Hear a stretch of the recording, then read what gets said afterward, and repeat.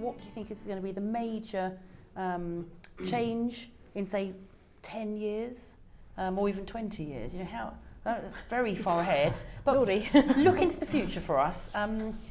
The changes you're seeing now, how's that going to change how you operate and what your workforce looks like in, say, 10 years' time?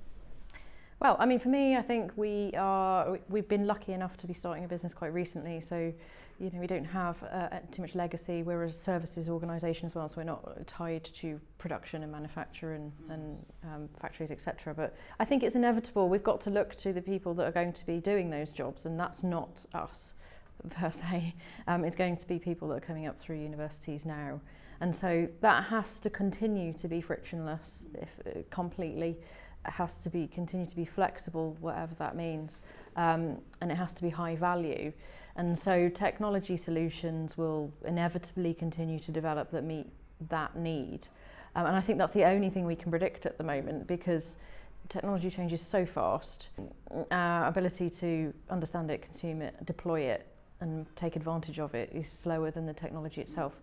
So I think all we can say is continue to be flexible, frictionless, and certainly a much better appreciation of work-life balance is an inevitable change. Nicholas, at Tata, you're going through a transformative period at the moment. Yeah. The structure, the headcount is changing at Tata. What's the future? We're going to have, as you were saying, Laura, the agile way of working, that ability to have smaller teams who are more self-determining in what they do, so to get a faster response to customer requirements, faster response to product development, etc. That's how it's going to be.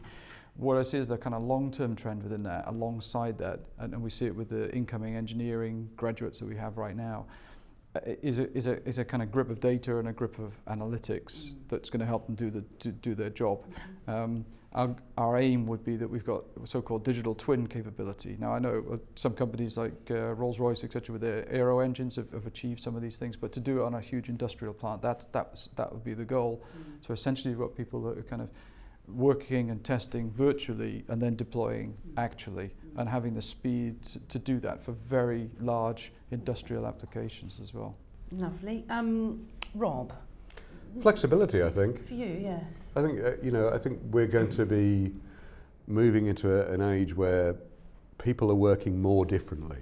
You know, there are going to be people working in factories, microphone factories, steel factories, whatever, who are working probably in a more traditional way in the fact that they come to the same place and work the same hours. And then more and more people working in different ways, whether they're fractional CTOs, I love that phrase, or just people working in different geographies. And I think from a technologist point of view, we've got to build systems that are almost invisible and just assist and empower people to be productive in whatever way they're working. I think we're at an interesting point right now where technology is becoming more pervasive in the workspace, but it still can be a barrier. You've got to understand how to make it work.